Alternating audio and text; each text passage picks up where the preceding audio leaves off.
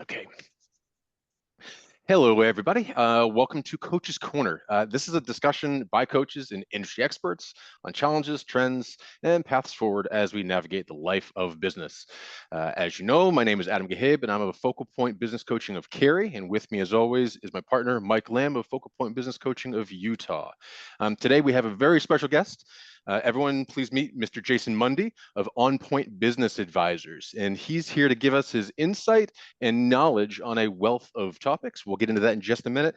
Jason, welcome. For starters, why don't you tell us a little bit about yourself? What's your background? You know, what are you kind of all about? Absolutely. Hey, first and foremost, thanks for having me. It's an honor to be here with you guys, and it's great to see you again. So as Adam mentioned, I'm Jason Mundy, owner of OnPoint Business Advisors. So I'm also a certified focal point business and leadership coach. But what I really think of myself as also is I'm an operating advisor focused on growth and a fractional CMO, Chief Marketing Officer. Right. And what I do is I work with founders, owners, presidents, executives of small to mid-sized companies in the tech space mainly, but also light manufacturing, or what I call low tech. Some people think of it as boring tech. I don't think it's boring. And I work with them mainly to focus on growth of their business. So if you think of a business as top of the funnel, what's their effectiveness of marketing? Do they have marketing? Do they have a marketing strategy? Do they have a marketing plan? How's that working? You know, all aspects of that. And then how are they converting from the top of that funnel into sales? That's kind of my primary focus. And then the leadership coaching comes in because when you dig into anything, all problems, it really comes down to people. And you know, businesses are made of people, and as people, we're messy. And that's where the coaching comes into play. That is right. Messy is an understatement, but guess what? We're all human, we're all messy, and that's what makes us beautiful. So great, awesome. I've never been referred to as messy. Yeah, we're just gonna skip right past that because I'm not buying it, not one bit.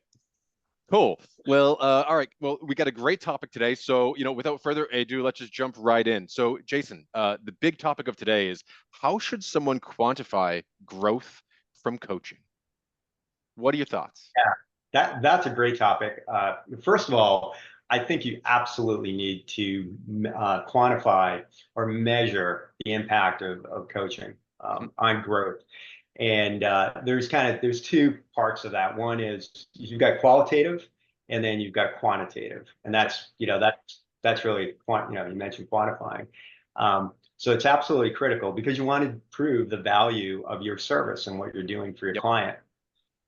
So first of all, I think it starts off with number one, baselining, you know, where the client is. So you need to really have a strong understanding of where they are. But it goes back even further than that. You need to understand, you know, what exactly are you trying to accomplish? What are the key objectives or the outcomes that you're trying to drive from the coaching? And it could be so many different things, right? It could be personal. It could come down to their family life. It could come down to their own health and their own well-being.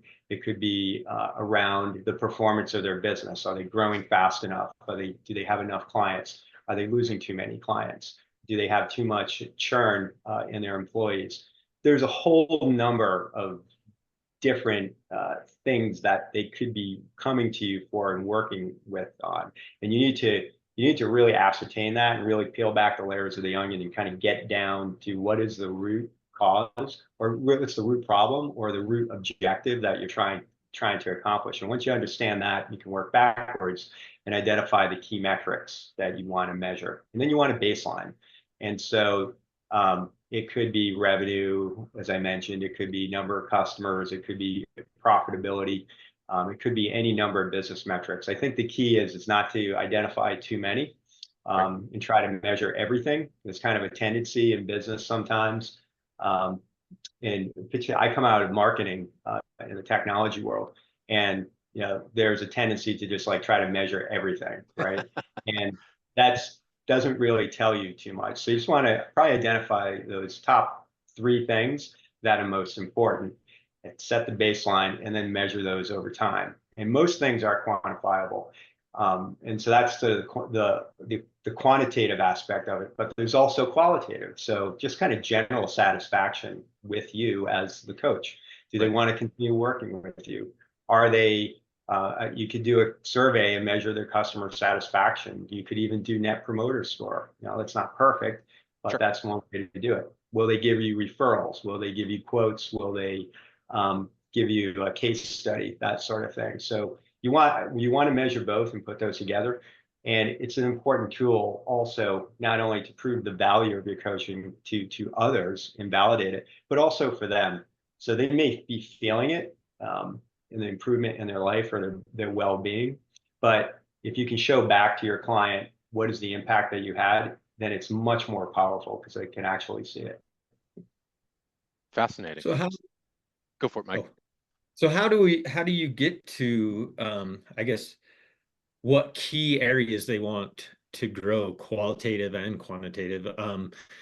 So do you just walk in and they say, this is what I want, or is this something that you have to kind of drill down a little bit to get to?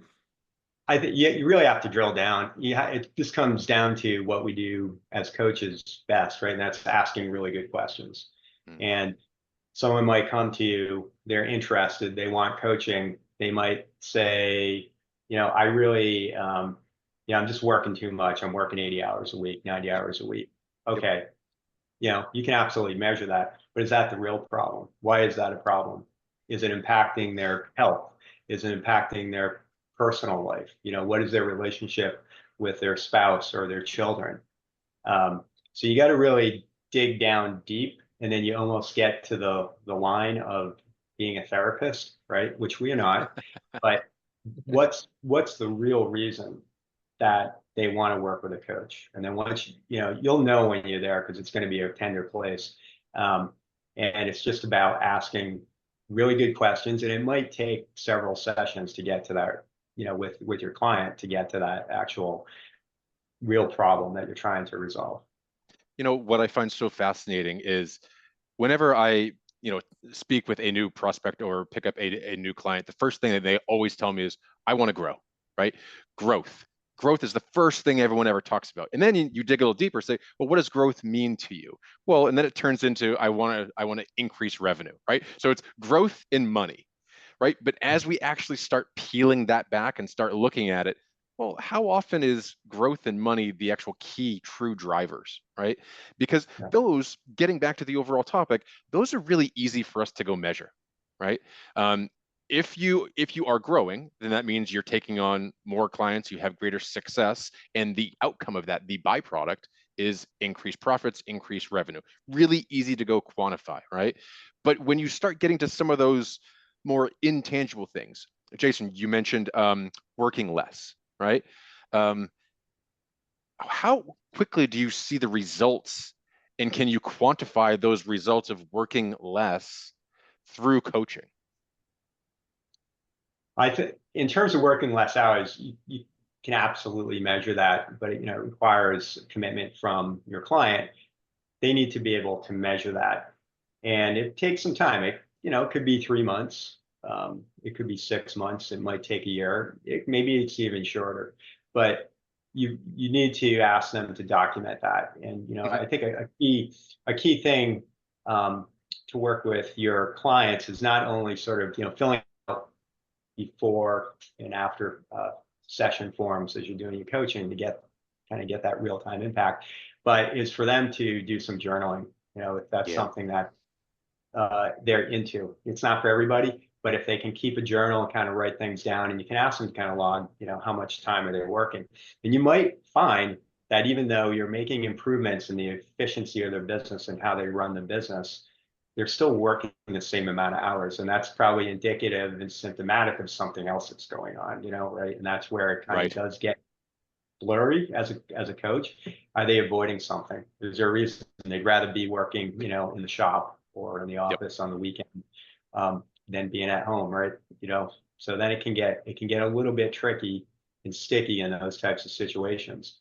But certainly, I think measuring things that are very objective and discrete, like how many hours are you putting in each week, you can do that. So that kind of leads to a point, is we as a coach, you have to help them identify where they want to be and where they're at. But Exactly. sometimes what society might think is where they want to be, say a 10 in time with family is for him, it's like, hey, I want to be with my family in the evenings only. I want to be at the business and the business is attend to me, and that is working the extra hours. So I guess that's where you probably come into where you allow your clients to tell you what a 10 to them is in that condition, right? Or that situation. Yeah, absolutely. I think you and Adam both said it is, what define working less. So Yep. maybe for somebody, 80 hours a week is less, right? But for someone else, it might be, I only want to work 20 hours a week, right? Right. So Jason, you kind of touched on this, and I'm kind of hoping that you can kind of peel back this curtain a little bit more. You talked about the kind of pre and post assessments that we use as part of our coaching delivery. Do you mind kind of elaborating a bit on why we go about doing that and kind of what value that adds? Yeah, certainly. So when I talked about at the beginning of like baseline with your client, there's kind of the personal, the psychometric behavioral baselining, right? Which I'll come back to that in a moment. And then there's the business baselining. That's just understanding, okay, where are they at? So, those are all the key business metrics, KPIs, Hmm. revenue, number of customers, churn rate, profitability, gross margin, their, average deal size, that sort of thing. Very easy to get that documented. And that's key for obvious reasons, right? It's like, okay, you're here today. If you're trying to grow and improve in any of those areas, where are you going to be in 3 months, 6 months, and so on? But on the personal side, uh, the assessments such as DISC, right, which we're really big on, as well as emotional intelligence, but Hmm. also key drivers. Those are really important for a number of different reasons to do that at the onset, but also later on. But you want to first baseline where that individual is from a behavioral standpoint and Right. identify key attributes of their work style and their behavior style. It's helps you, number one, to be able to interact as a coach, so you Hmm. know how to engage with them. It creates self-awareness for secondarily with them, and then it identifies potential areas to focus in on from a leadership standpoint, right? In a personal or executive coaching standpoint. Hmm. And you can do that in the beginning, and we should do that always at the beginning. But you can do it down the road. You can do it, probably not 3 months, but maybe 6 months in a year after, and see if there is a change in behavior, right? And you can Right. demonstrably measure that impact. And so that's important for the individual to see, have they grown in any areas, have they changed in any areas that might have been impacting not only their kind of their personal life or maybe relationships outside of work, but their relationships with their employees. Yeah. No, that's really important. And, I think one of those things that we kind of use and kind of go back to multiple times is it's our diamond mapping exercise, right? How do people feel about themselves, their interaction with the business, and going back over and running through that exercise, maybe 3 or 6 months after they've been working with a coach, is a really great use of a tool that helps us measure the growth and more importantly quantifies our value add, right? Because when you first start working with someone and they have you know poor views on how they're interacting with the business or their family and what's important, through that we start setting goals, and then you can kind of go back and redo that exercise, and you know mindset shift, things change. I think that's a really strong tool for us in order to help measure the impact that we have, right? Yeah, Absolutely. Yeah. we often talk about the sigmoid curve in the business life cycle, but you can look at that in every Yeah. aspect of, in diamond mapping. You can see where they're at on the curve, if they're in the learning phase, growth phase, Yep. or, success part of it, and identify where they want to be and what success is, and figure out where we're at, and what maybe traps are along the way.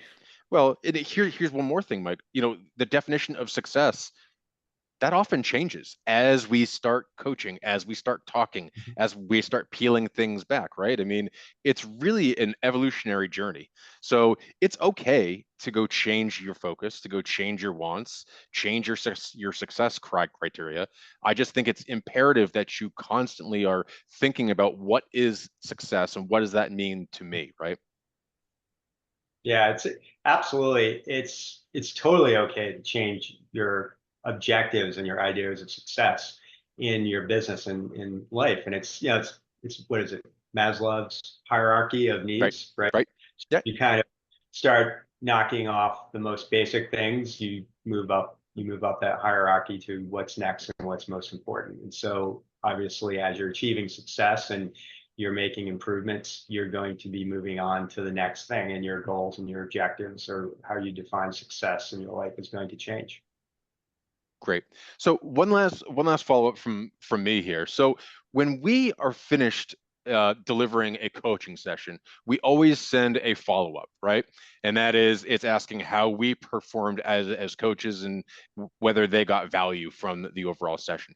What is the importance you put on that particular action, and how do you use that feedback in order to make changes or alterations in your coaching plan or how things are laid out for your clients?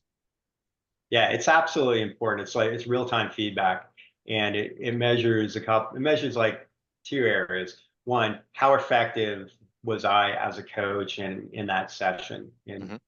connecting with my client and working with them to achieve what we wanted to do. And if there's any adjustments that I need to make, I want to address that immediately, right? There Right. might be things where I need to follow up with the client and dig a little bit deeper.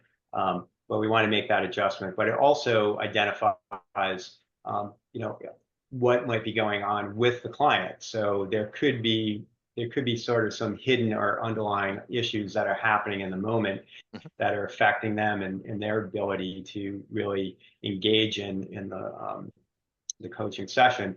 So it will also bring that to light to identify, like, do you need to kind of go back and maybe backtrack a little bit or work on a few other things or kind of adjust the direction that you're going in with them. So it's absolutely critical. It's akin to you know, having a GPS system, right, in Yeah. your car. Everyone uses Waze today, right? But you're getting, you know, immediate feedback on, you know, if you're driving into the city. I was just driving into Boston the other day, right? There's a lot of traffic, you know, backing up, so it's going to redirect me in a different direction to get around it. And so it's basically like that. That is a great analogy. Well said. Right. Okay. Well, listen, I don't have any more questions. Mike, how about you? No, I don't have anything else. I just really appreciate you jumping on with us today, Jason. Yeah, no, listen, that was fantastic insight. Always great seeing your face and hanging out. You know, for everyone else, please reach out to us on LinkedIn, through email, schedule time to go chat with any of us, all of us. That'd be fun too. But listen, really look forward to having our future talks. Jason, we'd love to have you back.